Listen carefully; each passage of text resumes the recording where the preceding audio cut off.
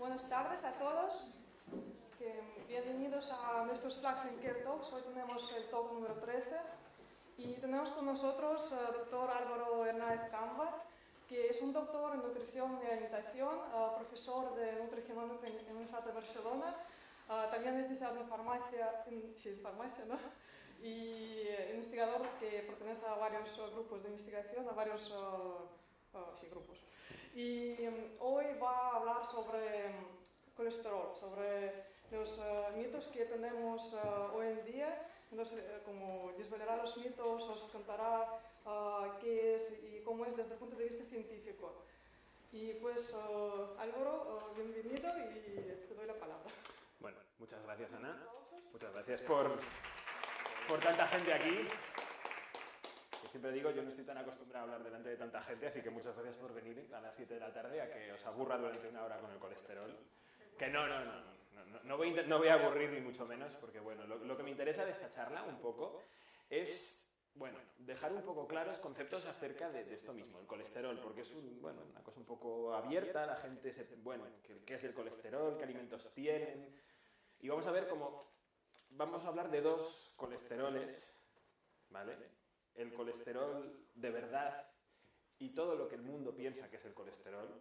Y luego os voy a explicar un poco, pues diferentes, digamos, el conocimiento que tenemos hoy en día para poder decir, pues qué alimentos nos ayudan a aumentar el colesterol bueno y disminuir el colesterol malo en sangre. Y os voy a explicar también por qué sabemos esto, cómo sabemos esto. Porque yo vengo del mundo científico, yo soy investigador en activo en nutrición, ¿vale? Trabajo en concreto en el hospital, al lado del Hospital del Mar, en la playa, pero bueno, somos un grupo de investigación en nutrición que estamos ahí trabajando desde hace más de 20 años, yo no, pero mi grupo sí. Y por eso os quería dar esta perspectiva científica, esta perspectiva, ¿por qué podemos decir que el consumo de cacao, por ejemplo, nos ayuda a bajar el colesterol malo? Bueno, entonces, en primer lugar, vamos a introducir dos conceptos que ya me han dicho que la gente que venís a estas charlas sois gente que tenéis bastante interés en nutrición, en alimentación, y yo creo que para entender un poco, según qué cosas de alimentación, tengo que explicaros lo que es el colesterol y lo que son los triglicéridos. Después os hablaré de cómo viajan en sangre, precisamente para saber, en realidad la base de qué es el colesterol bueno y el malo. Después os hablaré un poco en qué consiste en general la investigación con dieta, para que sepamos un poco, por qué podemos decir lo que decimos. Y por último hablaremos de alimentos y sobre todo colesterol y triglicéridos en sangre, ¿vale? Es un poco extraño lo que os voy a contar, porque fijaos que es como muy químico, pero bueno, aquí os presento al colesterol. Es más, el colesterol es una molécula muy grande que tiene esta forma, pero que nos lo tenemos que imaginar como una especie como de púa, ¿vale? Esto es el colesterol. El colesterol no es ni bueno ni malo. Es más, el colesterol es muy necesario, muy necesario para la vida, y esto simplemente para hablar de, por ejemplo, pues lo necesitamos para producir vitamina D. Sabéis que al tomar el sol sintetizamos vitamina D en la piel, pues se hace a partir de esta púa, de este colesterol. Para producir hormonas sexuales es necesario. Para producir, por ejemplo, pues las sales biliares de los ácidos biliares que nos ayudan a hacer la digestión. Todo esto tiene colesterol, pero diréis, vale, ¿y esto qué tiene que ver con el colesterol en sangre que nos sale en las analíticas? Bueno, el colesterol tiene una mala suerte y es que se ha hipersimplificado mucho lo que significa el colesterol en sangre y muchas veces la gente habla de que tengo alto el colesterol. Bueno, pues ese colesterol no es este de aquí, es una aproximación que ahora os voy a explicar en qué consiste. Simplemente para deciros que el colesterol en realidad es una molécula que nos hace mucha falta y que en el fondo es bueno para nosotros. Pero aquí hay otra cosa que entra en juego, que es otro elemento graso, por decirlo así, que puede estar en sangre, que son los triglicéridos. Esto seguro que de anuncios en la televisión y de las analíticas os suenan. Bueno, los triglicéridos son, por decirlo así, algo más puñeteros, algo más problemáticos. Son elementos que en concreto la energía de las grasas está contenida en los triglicéridos, ¿vale? Es lo más importante, es lo que cuando nosotros, lo que acumulamos en los michelines y todo eso, en el fondo son triglicéridos. Y los triglicéridos tienen que ver bastante más con los problemas que nos dan para nuestra salud, por decirlo así, las grasas que hay en sangre, más que el colesterol. ¿Por qué os explico esto tan raro? Bueno, porque tanto el colesterol como los triglicéridos son sustancias que son grasas, son como el aceite. El aceite, como cualquier grasa, no se disuelve en agua. Eso lo sabemos todos, lo ponemos y no se disuelve. Pero para que nuestra sangre pueda viajar ese colesterol y estos triglicéridos, lo hace en unas burbujitas que se llaman lipoproteínas. Que esto es donde empezaremos a hablar de lipoproteínas de alta densidad o colesterol bueno, lipoproteínas de baja densidad o colesterol malo. Porque es un poco indirecto lo que os voy a contar. ¿Qué pasa? Estas lipoproteínas, estas burbujitas, son la forma que nuestro organismo transporta el colesterol y los triglicéridos a las células del organismo. Es cómo funciona esto. Ahora lo veréis al final a dónde quiero llegar, ¿eh? En realidad, cuando nosotros decimos que tengo, yo qué sé, el colesterol malo alto, lo que tenemos es una de las burbujitas estas, hay muchos tipos, pues una de este tipo de burbujas está muy alta en sangre. Y esas burbujas, estas lipoproteínas, son perjudiciales cuando están en niveles altos. Y cuando hablamos de colesterol bueno, es otro tipo de estas burbujas, otra lipoproteína, que es protectora para nosotros, ¿vale? El problema está en que como contienen colesterol, digamos que se dice el colesterol malo. Bueno, el colesterol malo es el que está en las lipoproteínas que en exceso son peligrosas. El colesterol bueno es el que está en las lipoproteínas que son beneficiosas. Pero como nosotros al final lo que medimos es la cantidad de colesterol, hemos simplificado y hemos dicho, pues el colesterol malo, pues el colesterol bueno. Pero bueno, simplemente que sepáis eso, que en nuestra sangre no hay un colesterol que se porta bien y uno que se porta mal, no. Hay diferentes lipoproteínas, diferentes burbujas. ¿Y cómo funcionan? Bueno, pues, por ejemplo, hay algunas, por ejemplo, que después de comer se sintetizan en el intestino y empaquetan, pues, los triglicéridos y el colesterol de los alimentos, ¿vale? Es decir, los alimentos que tienen grasa, en general, bueno, pues, digamos que al final en el intestino se montan estas burbujitas que veis que están llenas, pues, de triglicéridos, de unos tipos de grasa y de colesterol.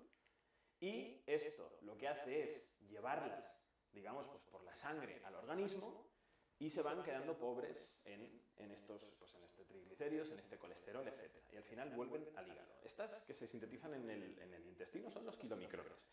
Pero lo que me interesa es esto de aquí. Resulta que todos los lípidos que tenemos en sangre, el hígado lo que hace es los coge, los va captando. Y empaqueta este colesterol, estos triglicéridos, en una de estas burbujas que se llaman lipoproteínas de muy baja densidad, que lo que hacen es distribuir en concreto triglicéridos, que son una de estas grasas que son necesarias a las células, y cuando se quedan muy pobres en estos triglicéridos y se quedan muy ricas en colesterol, se convierten en lipoproteínas de baja densidad, que es LDL.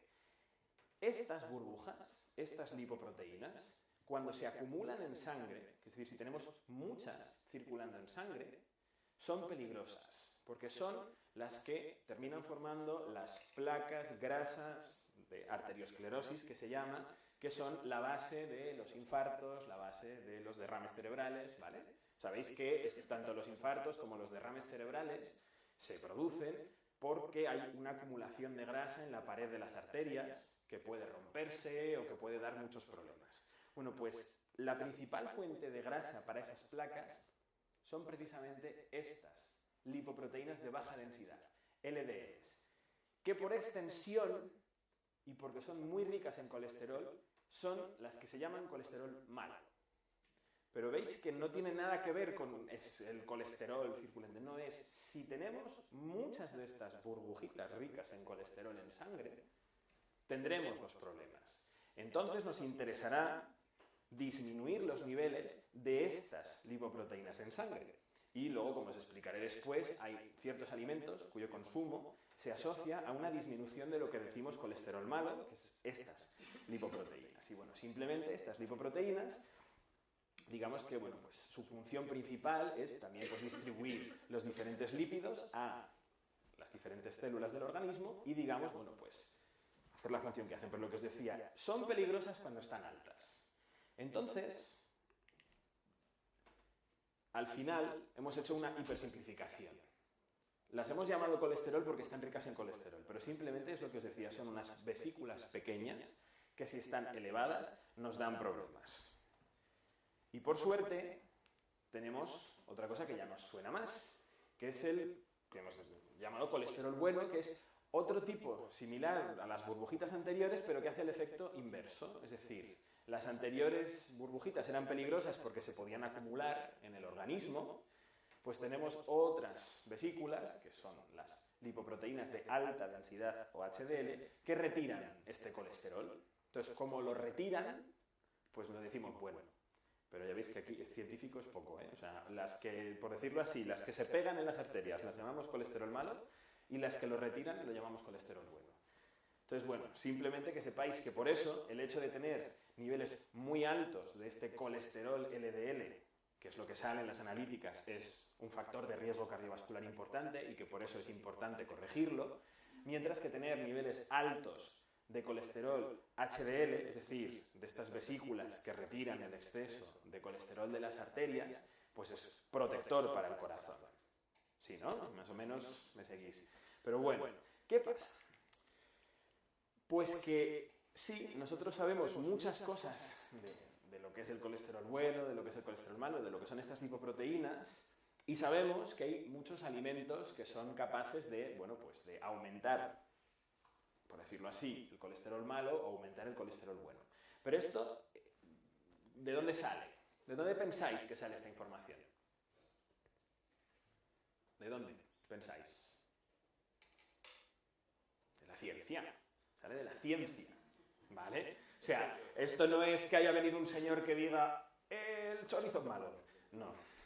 El chorizo es malo porque, bueno, el chorizo, el consumo excesivo de grasas animales se asocia con niveles elevados de colesterol LDL, y esto, de que insisto, no ha venido un señor y lo ha dicho, no, hay infinidad de grupos de investigación internacional que precisamente han hecho estudios clínicos con muchísimas personas y han visto que el consumo sostenido de ácidos grasos saturados, es decir, de grasa animal esencialmente, aumenta el colesterol LDL. O, por ejemplo, hay alimentos que aumentan el colesterol HDL, el colesterol bueno. Y eso tampoco es una cosa de ciencia infusa, es todo lo contrario. El señor del dedo del chorizo me acaba de iluminar. Bueno, entonces lo que quiero explicaros un poco, sobre todo porque me importa una cosa mucho, que es cuando os vayáis hoy, y es que sepáis que ahora que se lleva esto tanto de la posverdad, las verdades alternativas, versiones alternativas de los hechos, alguien que le dice no creo en el cambio climático. Bueno, no creer en el cambio climático simple y llanamente no se puede porque hay infinidad de gente que ha demostrado que existe. Y lo que quiero que entendáis es cómo funciona, por decirlo así, nuestro trabajo. Cómo demostramos que comer algo es bueno, que comer algo es malo. Y esto se hace a través de ensayos clínicos con dieta, que es en lo que precisamente yo me dedico a esto. Yo trabajo en un grupo de investigación con esto. Y vais a ver, como muchas veces existe mucho glamour alrededor de la ciencia, pero vais a ver que hacemos unas cosas muy sencillas, muy fáciles, que es más, todos los que estáis aquí me vais a saber responder a preguntas que yo os hago. Y porque son cosas muy de la vida en general. Todo empieza con que, bueno, tenemos a gente que sabe bastante del tema, investigadores o médicos, ¿vale? Que ellos son conocedores, por decirlo así, pues vamos a decir, de salud cardiovascular. ¿Qué es lo primero que tienen que hacer estas personas para, bueno, para darse cuenta de que consumir chorizo es malo para la salud?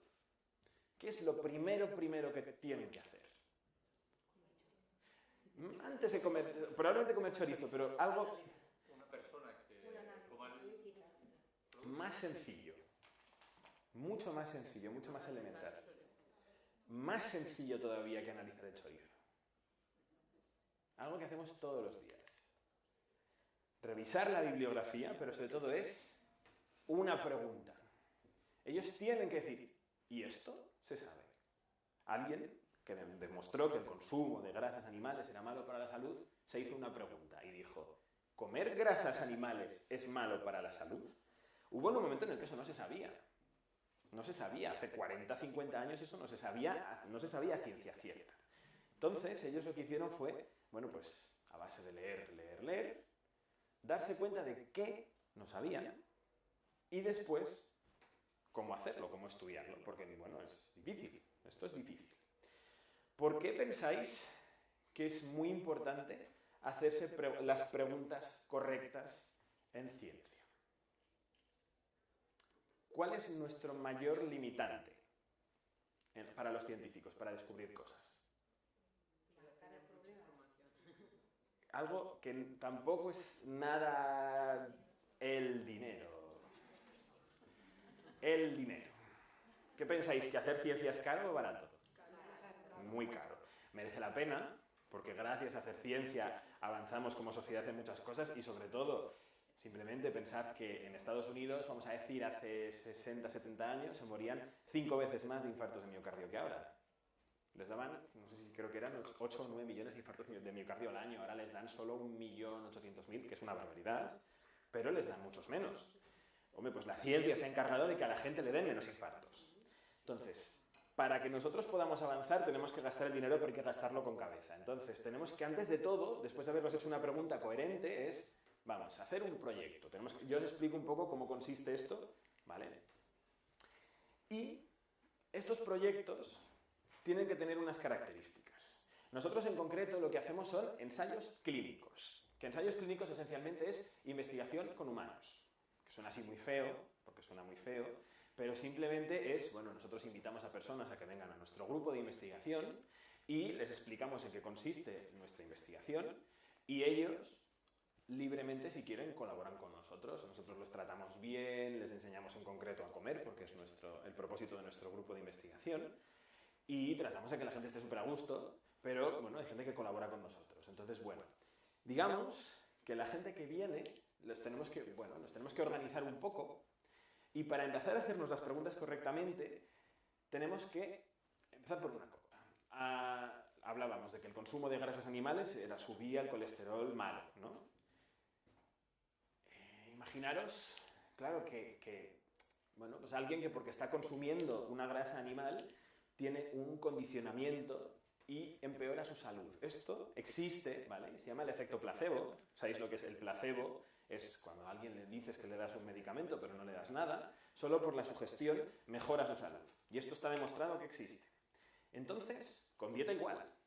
Hay gente a la que le damos un tipo de alimentación y ya solo por el hecho de venir al estudio mejora su salud. ¿Cómo creéis que podemos corregir esto?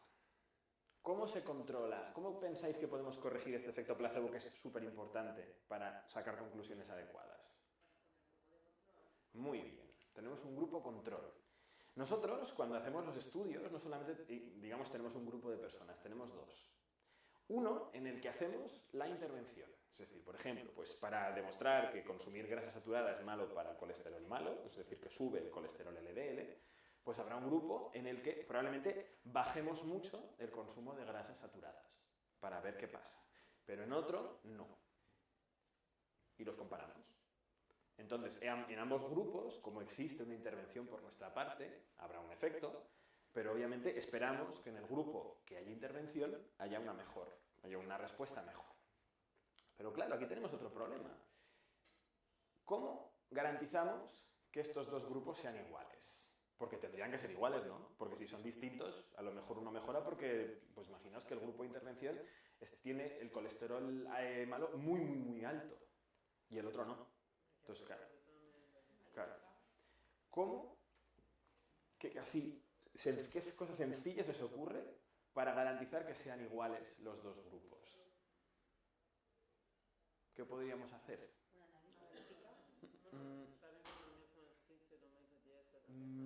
Más fácil. Muy bien. Que sea al azar. Porque a lo mejor si nos interesa ver que un alimento baja el colesterol malo, a lo mejor con un poco de mala leche, ponemos a la gente que tenga el colesterol más alto en el grupo de intervención y en el control no, y dicen, uy, ¿cuánto han bajado estos de intervención? No, pues el azar va en contra, entonces el azar distribuye todo el mundo por igual y los dos grupos al principio son iguales, porque los distribuye el azar. ¿Vale? Entonces, bueno, yo simplemente os explico. Para que nosotros nos dé el dinero, digamos, naciones, los estados, etcétera, para poder hacer esto, bueno, pues tenemos que, antes de empezar a hacerlo, demostrar que somos los mejores para hacerlo. Esto es como al revés de la política, ¿eh? O sea, nosotros no nos dan ni un duro si no demostramos que lo vamos a hacer bien, y como nos pasemos €1 nos lo hacen devolver. Aquí es al revés, o sea, es todo lo contrario. Entonces, les tenemos que convencer, que hay veces en donde es fácil convencerles, la gente que investigamos en nutrición, las razones de beneficio para el público están claras, demostrar que comer mejor previene infartos, previene ictus, previene cáncer, etc. Es algo que nos ahorra dinero a todos como sociedad, pero hay cosas que es más difícil de demostrar que es beneficioso. Entonces, bueno, pues les tenemos que explicar a la gente que nos tiene que dar el dinero qué sabemos. Yendo al ejemplo de la grasa animal, pues mira, hay indicios de que investigaciones, pues por ejemplo, con ratones de laboratorio se ha visto que darles grasas animales les produce infartos y no sé qué, y probablemente pase lo mismo en las personas, por ejemplo. Después, la pregunta, que es lo que queremos saber, esencialmente será la gran pregunta, que cuanto más clara y mejor sea, mejor. Después tenemos que explicarles cómo lo vamos a hacer, porque si no, dicen, pues tú me vas a pedir €1.000.000 y tú lo vas a gastar en lo que te dé la gana, porque no me has contado para qué. Tenemos que explicarles cómo lo haremos. También tenemos que vendernos un poco, porque somos los mejores. Esto, bueno, pues es un poco de ejercicio de ego, así en plan de hablar bien de ti mismo. Y luego, porque es importante. Aquí hay cosas, eso que os decía, hay veces en donde está muy claro, en la alimentación está muy claro el beneficio que tenemos todos como sociedad. Pero hay otras investigaciones que son un poquito más complejas de demostrar el beneficio. ¿Vale? Entonces, visto esto, ya nos han dado el dinero para investigar el consumo de grasas animales. Todo empieza, en general, en hospitales. ¿Por qué? ¿Por qué es eso? ¿Por qué pensáis que empezamos en un hospital? Sobre todo porque empezamos a investigar en las personas que más se pueden beneficiar de una mejora. ¿Y cuáles son esas personas?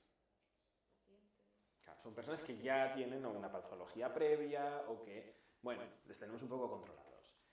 Los invitamos por teléfono, ¿vale?, a participar en estudios. Os hago una pregunta. Nosotros, en concreto, mi grupo trabaja con dieta mediterránea. Nosotros trabajamos con, en concreto, tratar de demostrar los beneficios para la salud de hacer una dieta mediterránea equilibrada, etc. Nosotros enseñamos a comer de forma gratuita a las personas que participan en nuestros estudios. Y es más, luego os explicaré más cosas.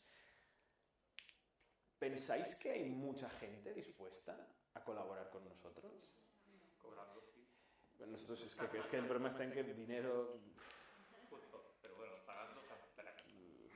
Entonces, el problema que tenemos es ese. Vamos a un porcentaje. ¿Cuántas personas creéis que nos dicen que sí de entrada?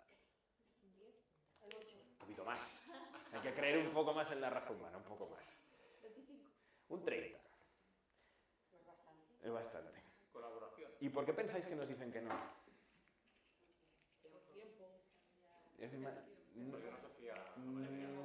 Hay una razón principal que es...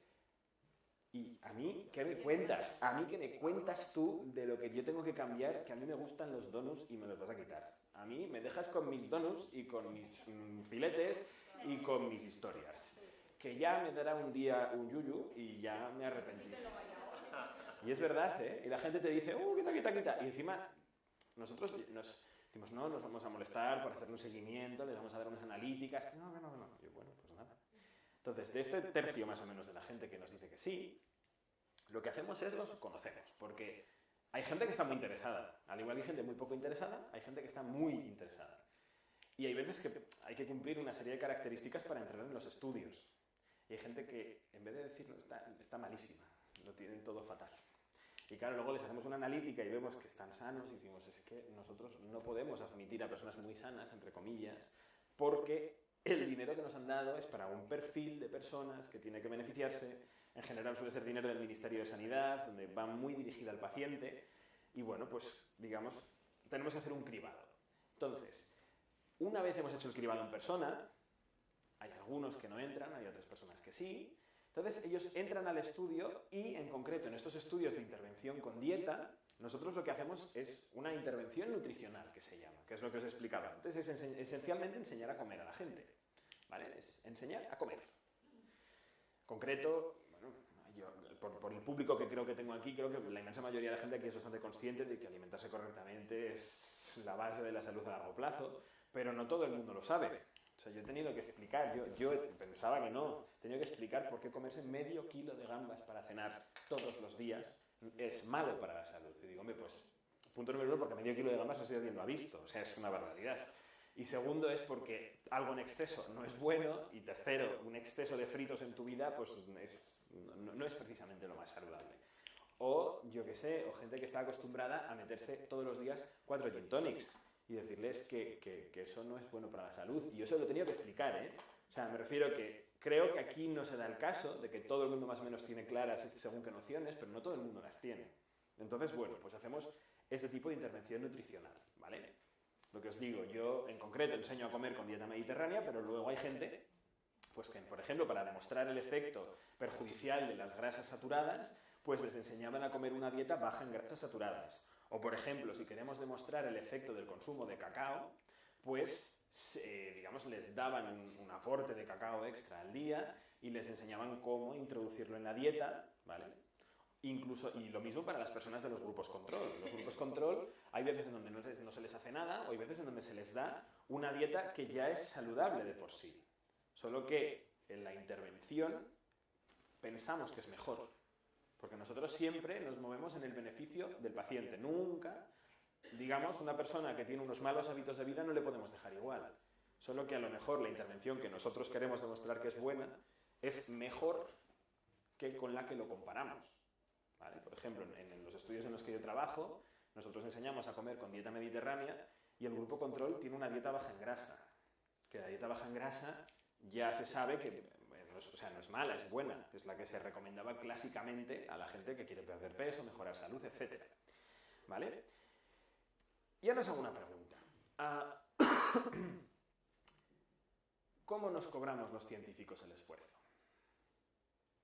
¿Cómo nos lo cobramos? Porque esto es un esfuerzo muy grande, ¿eh? Escribir un proyecto, llamar a la gente, que vengan, enseñarles a comer. ¿En qué nos lo cobramos? En algo antes de publicar. ¿Qué hacemos con la gente? La dejamos seca, sin sangre. Vienen a las visitas y en estas visitas en donde nosotros lo que hacemos es, bueno, nos lo cobramos a nivel científico. Es decir, hemos hecho una intervención, la gente en teoría nos ha seguido, come bien, mejora, etcétera, pero nosotros tenemos que, bueno, pues demostrarlo de alguna forma. Y precisamente esta forma de demostrarlo es que vengan a las visitas y, por ejemplo, le sacamos sangre para hacer analíticas a esta sangre. ¿Qué más pensáis que recogemos en estas visitas? Orina también. O sea, pensad que nosotros hacemos analíticas clásicas. Sangre y orina de entrada. Luego hacemos también otros marcadores más complejos, como puede ser, por ejemplo, pues esto del colesterol. Claro, por ejemplo, ¿qué más? Además de sangre y orina, ¿qué podemos sacar? Por ejemplo, también, sí, también hacemos lo que es una exploración física. Peso, altura, presión arterial, etc. Estas informaciones clásicas. ¿Qué más podemos sacar de un voluntario para ver si mejora su salud? Pensemos, por ejemplo, esto nosotros lo llamamos, son los cuestionarios, es decir, nosotros sacamos información psicológica. ¿Qué más información podemos tener de utilidad? Cómo se encuentran a nivel de estado físico, con dieta, pues que les podemos preguntar, ¿qué ha comido? Porque ellos te explican, pues es que como tomate 2 veces a la semana, como lechuga 4 días a la semana, como pescado 2 días a la semana. ¿Qué más podemos preguntar? Actividad física, muy bien, actividad física, que esto también son importantes. Luego, cuestiones pues, de su vida, pues si están casados, si ha cambiado, yo qué sé, medicación que toman, ¿vale? Toda esta información, porque todo esto después hacemos, bueno, unas grandes bases de datos. Es más, bueno, esta es la siguiente diapositiva, esto es lo que os quería contar, que es exploración física, cuestionario, sangre, orina, e incluso, ya solo dejando caer el tema, ¿qué más cosas creéis que podemos sacar de las personas? Que serían como ya las nuevas ramas científicas, ¿vale? Se centran en cosas un poquito menos clásicas. Un tipo de muestra biológica que ni es sangre ni es orina, y sí, esto es lo que... Efectivamente. Las heces, ahora mismo hay una rama de investigación muy nueva, que es la que se llama microbiómica, de los microbios, de las bacterias del intestino.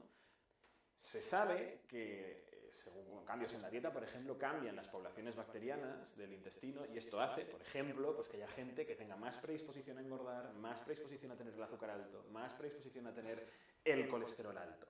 Y eso lo hacen las bacterias, ¿eh? O sea, ojo, es más, será la nueva revolución cuando se entiendan bien las bacterias del intestino, que es lo que hacen. Pues bueno, eso es muy glamuroso contado así, pero en mi laboratorio hacemos microbiómica y yo el día que hay microbiómica no pongo un pie en el laboratorio, porque ya os podéis imaginar qué es lo que hay. Es un pequeño marrón, son los viernes, o sea, si yo mañana no subo al laboratorio, porque huele muy mal. Pero es muy bonito investigarlo. O luego, por ejemplo, también a lo mejor os suena estudios genéticos, por ejemplo. Estos son un poquito más allá, sabéis que existen ciertas predisposiciones genéticas a tener más alto el colesterol, más alta el azúcar, más bajo, más predisposición a ser más obeso, etc. Que se pueden modular mediante dieta, ojo, que el tener unos genes no nos exime de... No, hay gente que tiene, pues a lo mejor pues, un poco más de problema, pero en el fondo es así. Y también esos estudios, bueno, pues se sacan unas muestras especiales de sangre para estos estudios. Por eso os digo que es súper amplio. Si en algún día os pica algún gusanillo, en Barcelona hay muchos ensayos clínicos con dieta, pues os podéis encontrar que os hacen un análisis genético porque, yo qué sé, pues os han enseñado a comer según una dieta y quieren ver si vuestros genes afectan.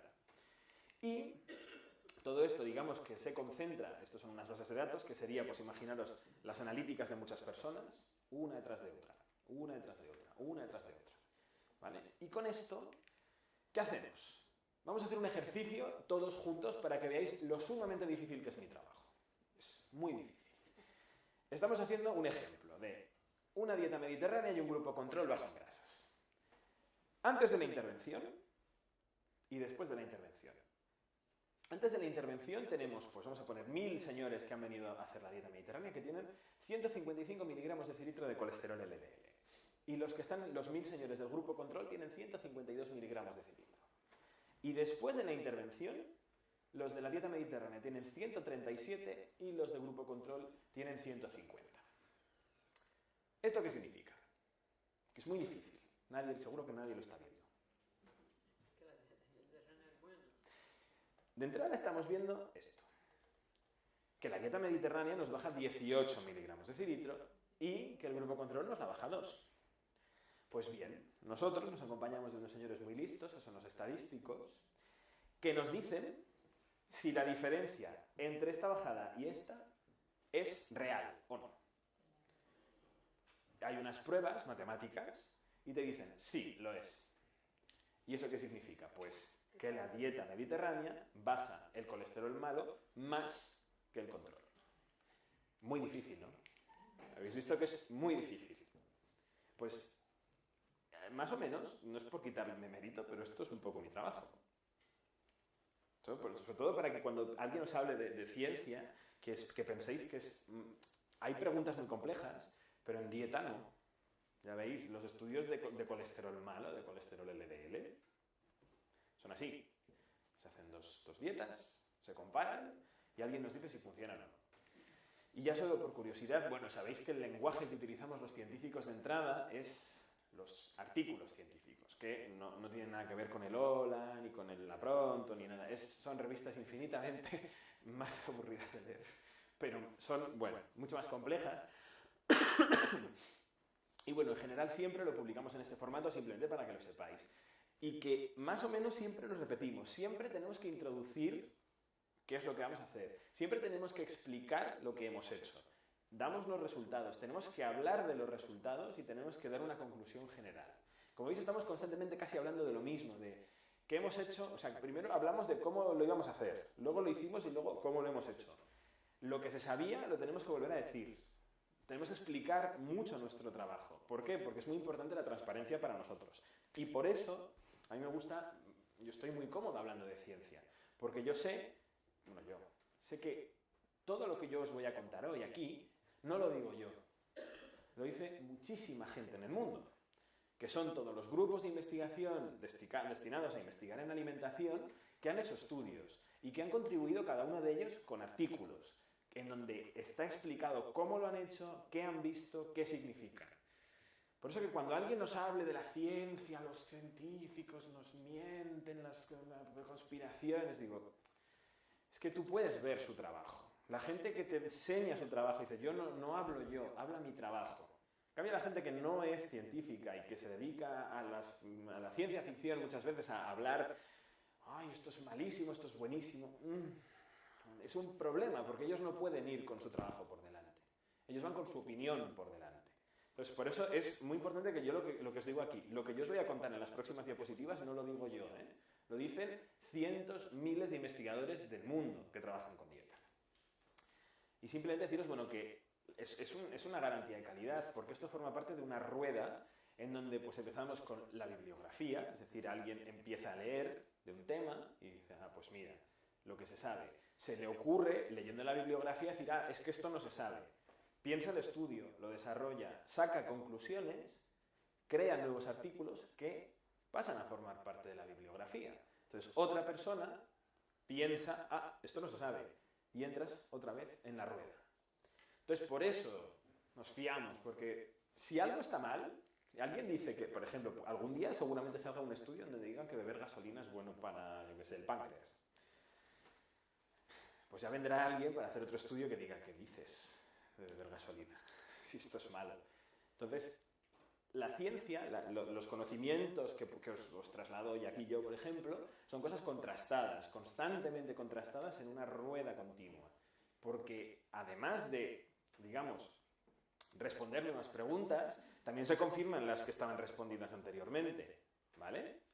Entonces,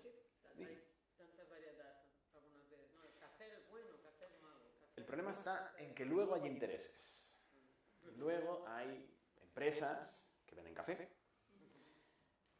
que te lo quieren vender. Claro, y luego hay gente con poca ética. ¿Qué pasa? Que lo que yo os voy a contar hoy, en concreto, son resultados de sumas de estudios. Es decir, cuando tú coges todos los estudios del mundo de consumo de café y, vamos a poner,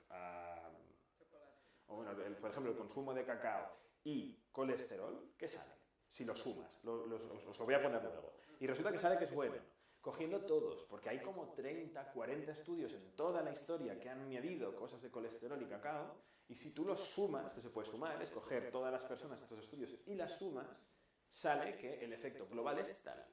Cuando pasa esto es muy fiable, porque hay muchos estudios hechos en muchas partes del mundo, con muchos equipos de investigación, con muchas razas, porque también es importante, no todo el mundo tiene el mismo background genético y hay gente, yo qué sé, por ejemplo, la población, por ejemplo, africana, ellos cuando son mucho más susceptibles a ser hipertensos, pero la reducción de sal les afecta menos que a los europeos. Entonces, el hecho de que tú tengas estudios hechos en diferentes partes del mundo, si tú dices que bajar la sal baja la tensión, es porque lo has visto en todo el mundo, a sabiendas de que hay gente que le afecta más, gente que le afecta menos, pero la suma es esta. Y es precisamente por eso. Hay veces en donde va un poco sesgado todo, pero bueno, yo lo que os quiero contar es esto. Bueno, y por último, esto es importante, que a nivel de investigación con dieta, bueno, pues es importante porque, lo que os decía antes, ahorramos al sistema de salud, esto es importante saberlo, y además, digamos, existe un incentivo en la producción local de alimentos a nivel de dieta, porque nosotros en general siempre estudiaremos lo que tengamos más a mano. Y esto en el fondo pues potencia los cultivos de proximidad, etcétera, que contaminan menos, etcétera. O sea, digamos que bueno, son beneficios a más de lo que os contaba. Lo que quiero llegar es a esto. Vamos a hablar de tres cosas. Vamos a hablar de colesterol bueno y colesterol malo, ¿vale? Que son los dos grandes elementos de la sangre a nivel de problemas cardiovasculares, y también os quiero hablar un poco de los triglicéridos. Esos triglicéridos de los que hablábamos antes, ¿vale? Ahora os comento de qué va. Los triglicéridos son como otro elemento que muchas veces nos olvidamos de ellos en las analíticas, pero son peligrosos también, ¿vale? Porque, en concreto, los triglicéridos también, o sea, en concreto, están acumulados en las mismas burbujitas estas de las que hablábamos, donde está el colesterol malo, el colesterol LDL, y el hecho de tenerlos altos hace que también haya mayor depósito de grasa en las arterias, ¿vale? Entonces, por eso os voy a hablar de las tres cosas. Y os voy a hablar en concreto de 4 grandes grupos de alimentos en los cuales se ha visto que cambiar su consumo afecta sobre todo al colesterol y también a los triglicéridos. Primero hablaré de los hidratos de carbono, voy a hablar en diferente orden, de los hidratos de carbono, de los tipos de grasas, del consumo de fibra y de compuestos bioactivos, ¿vale? En el fondo, sabéis que el consumo de ciertos tipos de azúcar, sobre todo los azúcares más sencillos, estos son los que... Sabéis que los azúcares en el fondo luego en nuestro organismo se transforman a grasa, porque el azúcar se acumula mal, pero la grasa ocupa menos espacio. Esas grasas se empaquetan en las lipoproteínas, en las vesículas, en las burbujitas anteriores, y tiende a acumularse en el colesterol malo, en estas vesículas LDL. Entonces, según cambiando el consumo de ciertos hidratos de carbono, cambiaremos también los niveles de estos colesteroles. El consumo de grasas. Sabéis que existen las grasas animales que nos van a subir el colesterol malo, pero luego hay alimentos con grasas cardiosaludables como aceite de oliva por un lado y frutos secos. Son como, sabéis que el aceite de oliva es el ácido oleico y luego están los frutos secos que serían los famosísimos omega 3, ¿vale? Son como los dos tipos de grasa más cardiosaludable más conocidos. Bueno, jugar con ellos nos va a cambiar cosas de la dieta. Luego el tema de la fibra. ¿Alguien me sabe explicar por qué la fibra, porque sabéis que consumo de alimentos ricos en fibra baja el colesterol? ¿Por qué creéis que puede ser que baje el colesterol comer fibra? Es más o menos esto. Más que arrastra, es que la fibra hace un efecto y es que se forma una especie como de gel en el intestino, en donde está la grasa, están los hidratos de carbono, están las proteínas, y libera de forma sostenida, por decirlo así, tanto las grasas como los carbohidratos de la dieta. Entonces se absorben de una forma más sostenida. Hay picos menos fuertes después de comer y a largo plazo esto hace que los niveles de colesterol no tiendan a subir tanto, porque sabéis que el momento donde más sube el colesterol, donde más sube el azúcar es después de comer. Y en estos picos es donde puede ser un poco peligroso. Entonces, el consumo de fibra retarda estos picos. Imaginaros que tiene que subir hasta aquí y bajar. Si consumimos fibra, pues no sube tanto y digamos que es todo más sostenido en el tiempo y es menos peligroso. Entonces, por eso el consumo de fibra, digamos, también nos mejora. Y luego hay alimentos que llamamos compuestos bioactivos. Aquí he puesto 3, que son moras, arándanos, fresas, que son un tipo, y es que hay ciertas, bueno, pues por ejemplo, en general todos los productos vegetales tienen estos compuestos bioactivos que ayudan a corregir mínimamente un poquitín los niveles de colesterol, por mecanismos un poco complejos, que esto no os lo explico porque es muy complicado, esto se lo explico a mis alumnos en clase, cómo funciona, no quiero, es un poco tarde como para contaros aquí cosas de genes y no sé qué, pero bueno, que sepáis que son los 4 grandes grupos de los que vamos a hablar. Y, de nuevo, insisto, todo esto que vamos a ver aquí no lo dice Álvaro Hernáez, doctor en nutrición, lo dicen un montón de grupos de investigación que se han juntado para, por decirlo así, hablar de beneficios sobre la salud. Esto es lo que os comentaba. Tenemos el colesterol malo, el colesterol bueno y los triglicéridos, que también son peligrosos cuando están en exceso. Primero, las dietas bajas en hidratos de carbono. Bueno, pues cada vez más están prácticamente toda la comunidad científica de acuerdo que disminuir el consumo de hidratos de carbono en general, es decir, bajar en general el consumo de hidratos, reduce, es decir, mejora los 3 parámetros a nivel de grasa, ¿vale? Los 3.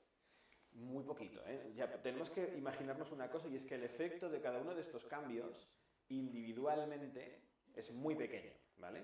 La gracia es llevar una dieta lo más equilibrada y lo más saludable posible en su conjunto para tener la mayor parte de estas características en nuestra alimentación. No hay que obsesionarse porque tampoco, también hay que disfrutar un poco y hay veces en donde, si es una cuestión excepcional, no pasa nada porque un día hagamos una pequeña excepción de comernos, pues yo qué sé, pues un pastel o lo que sea, pero si seguimos más o menos una alimentación equilibrada y con cabeza, bueno, pues vamos a conseguir todos estos beneficios. Entonces, por un lado, el tema de las dietas bajas en hidratos, bueno, pues, por ejemplo, sería como pues, sustituir, pues, vamos a poner un exceso de consumo de arroz, de pasta, de tal, por unas legumbres, vamos a poner, por ejemplo, pues más verdura, etcétera. Es decir, cambiar las proporciones un poquito, pues nos va a ayudar un pelín. Luego, las dietas bajas en azúcares simples, es decir, evitar el azúcar de mesa, las bebidas edulcoradas, etcétera, mejora el colesterol malo y los triglicéridos, y esto de aquí es un poco extraño, pero como el azúcar, sobre todo este azúcar simple, tiende a transformarse muy rápido, por decirlo así, en los triglicéridos, en el colesterol, el hecho de quitarlo de la dieta baja todo el colesterol, el bueno y el malo.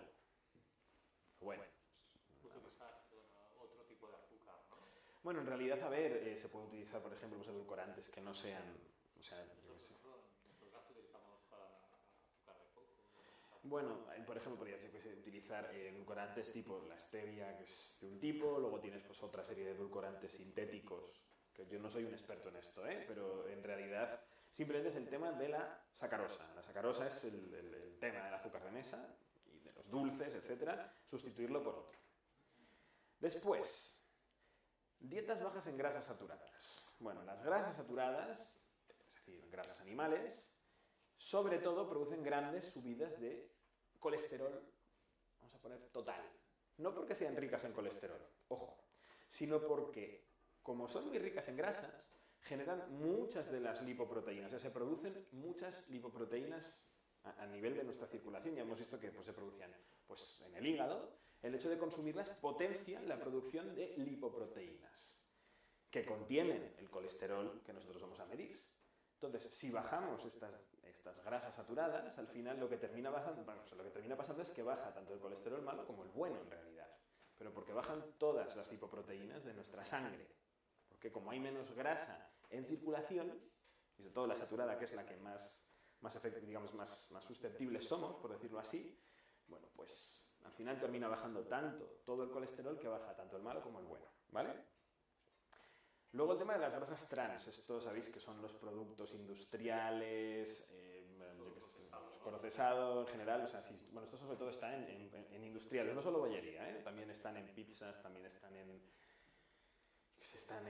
incluso en sopas también y cosas así. Bueno, simplemente son grasas industriales que por suerte cada vez están más eliminadas de lo que es la cocina industrial y se eliminan precisamente porque en numerosos estudios a nivel científico, a nivel mundial, se vio, bueno, pues que comer muchas grasas trans pues era muy perjudicial para el perfil, para nuestro perfil, por decirlo así, de colesterol en sangre. Y al tema de introducir el aceite de oliva como grasa culinaria, sustituyendo, por ejemplo, a margarinas, a mantecas, etcétera, sustitución por aceite de oliva, sí que sirve para disminuir el colesterol LDL, pero bueno, esto es algo que más o menos aquí no se lo tengo que vender a nadie porque supongo que todo el mundo, o la inmensa mayoría de la gente, cocinamos con aceite de oliva. Entonces, bueno, es un punto. Después, aquí ahora vamos a hablar de tres cosas. Vamos a hablar en primer lugar de la fibra, ¿vale? Que son las tres primeras líneas. Y principalmente por la fibra, el consumo de frutas y verduras, de alimentos integrales y de legumbres baja el colesterol LDL en general, por lo que os decía, porque como promovemos una subida más sostenida de la absorción de la grasa del intestino, por el tema de la fibra, bueno, pues por decirlo así, evitamos grandes picos y también la absorción de la grasa de la dieta no es del todo completa, entonces no sube tanto el colesterol malo.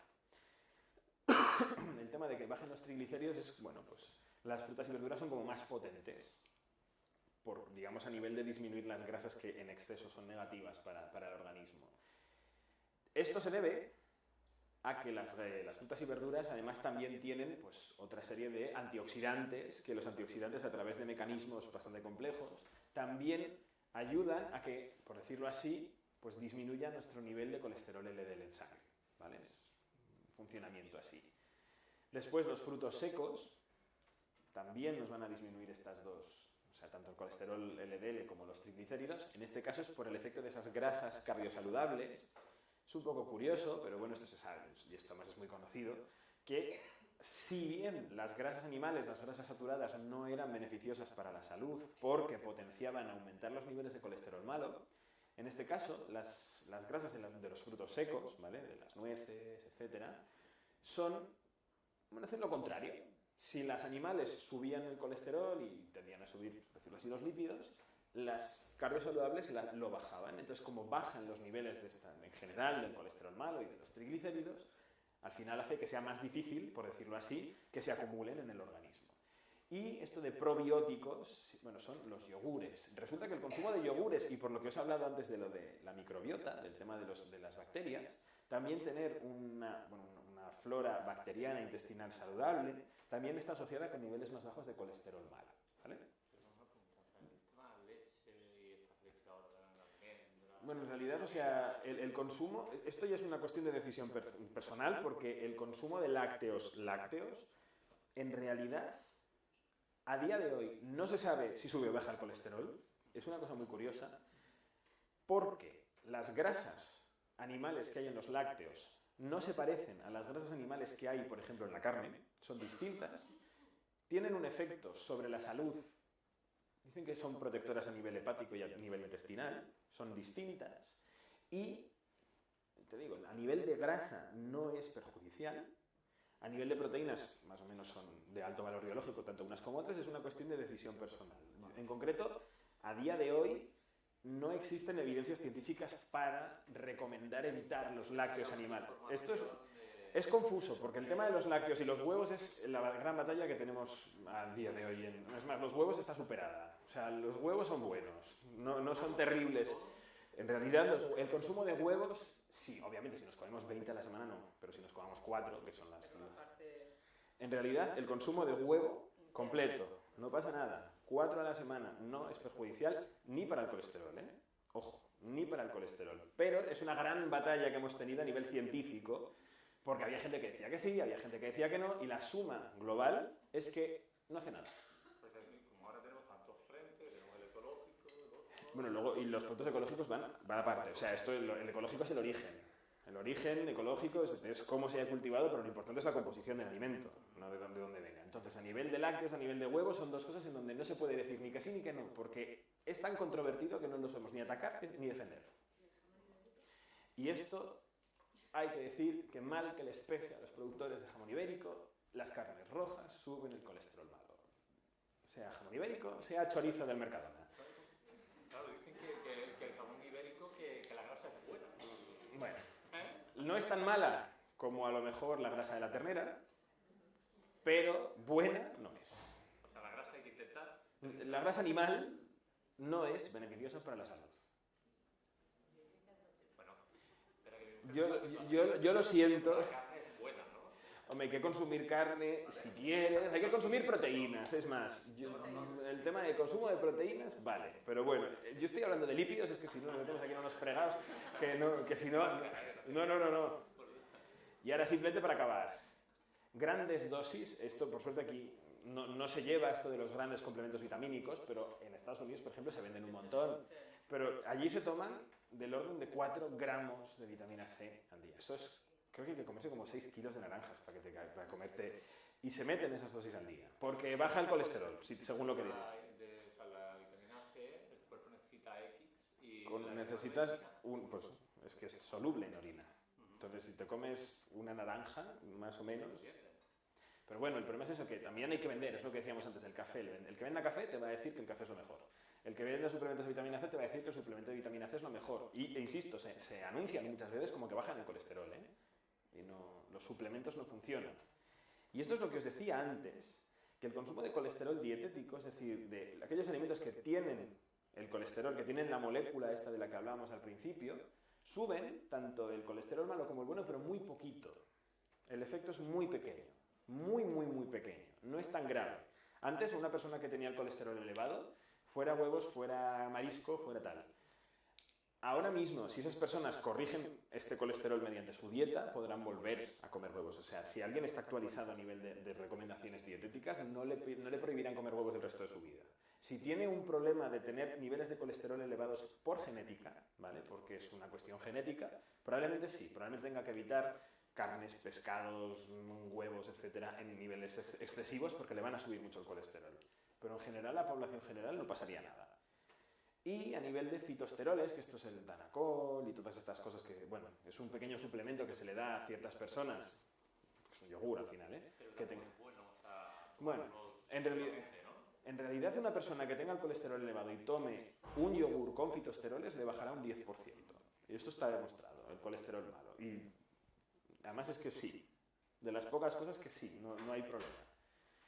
Y luego, ya solo por curiosidad, pues por ejemplo, el consumo moderado de bebidas alcohólicas, moderado, ya puede ser fermentadas, resulta que sube el colesterol bueno. Pero eso sí, un vaso de vino al día, pequeño, muy pequeño, al día, pero vasos son 125 mililitros, que son 2 dedos, o un vaso de cerveza, que son 250, que es como un vaso de agua. Ojo, exceder estas dosis duplica los problemas, porque sube muchísimo los triglicéridos en sangre. Entonces, solo en moderación. El exceso de etanol es más, sube, bueno, el colesterol en concreto, la subida de colesterol bueno desaparece y estos triglicéridos, que también pueden ser peligrosos, suben, se disparan por completo. Es por el etanol. Bueno, el alcohol es etanol y el etanol va a su bola, El etanol hace muchas cosas. Y luego aquí tenemos, pues, por ejemplo, esos alimentos ricos en antioxidantes, en donde, bueno, pues bayas, arándanos, té verde, té negro, cacao, chocolate, soja, que sí que está demostrado que bajan el colesterol LDL, el colesterol malo, un poquitín. Algunos puede que suban también un poquitín el colesterol HDL, el colesterol bueno, y la soja, un poquitín, baja los triglicéridos. Hay que tomarlos como un incentivo, como un poquito más. Lo importante es que toda la dieta sea equilibrada, pero bueno, pues si hay un día a la semana un consumo de fresas o arándanos, o tomamos té, o incluso tomar café, el café también entraría aquí, o el cacao, el chocolate negro, o a lo mejor algún día comer soja, etc. Esto en realidad sí está asociado con pequeños beneficios para la salud. Y ya simplemente para terminar, bueno, pues resulta que el aceite de oliva virgen, mal que nos pese todavía, no está claro qué es lo que pasa, porque faltan estudios, igual que con el ajo, a pesar de que la tendencia de que el consumo de ajo frecuentemente sí que podría mejorar triglicéridos y colesterol, pero no llegamos a saberlo. Aquí esta cúrcuma que tengo detrás, faltan estudios, ¿vale? También faltan a nivel de LDL, a nivel de potencia antiinflamatoria. Es que la cúrcuma, a personas que por ejemplo tienen artritis, se les recomienda el consumo de cúrcuma por el tema antiinflamatorio, pero a nivel de colesterol faltan estudios. Y, pues, bueno, me gustaría, por ejemplo, el tema del consumo de algas, que es una cosa que se consume poco. La espirulina es un suplemento que es un polvito verde que se toma, pero en general otras algas también, y la incorporación de algas en la cocina, además de que son bien ricas, pueden contribuir, por ejemplo, pues a disminuir triglicéridos, disminuir colesterol malo y subir colesterol bueno. Luego también hay un producto natural, que es la levadura del arroz rojo, que hay gente que tiene el colesterol alto que se la recomienda, y que en realidad, bueno, funciona muy similar a los medicamentos que bajan el colesterol, muy similar. Pero lo que me gusta es llegar aquí. Resulta que tener una dieta saludable en general, una dieta mediterránea con muchas de estas características, una dieta vegetariana compensada con muchas de estas características, o hacer ejercicio físico e incorporarlo, es lo que realmente da grandes beneficios. Aquí hay una pequeña bajadita de colesterol bueno, pero porque como baja tanto el colesterol, tanto el malo como el bueno, al final como que compensa, ¿vale? En el tema de las dietas vegetarianas compensadas. Entonces yo lo que quiero que os quedéis con el concepto es este, que no hay que obsesionarse con un único elemento, sino que lo que quiero es un equilibrio con pequeños cambios que no nos supongan un esfuerzo, pero bueno, y que pues un poquito de verduras, un poquito de fruta, un poquito de legumbres, un poquito de frutos secos, un poquito de... Con equilibrio, al final es lo que nos termina llevando un beneficio para la salud. Y perdón que me he extendido muchísimo.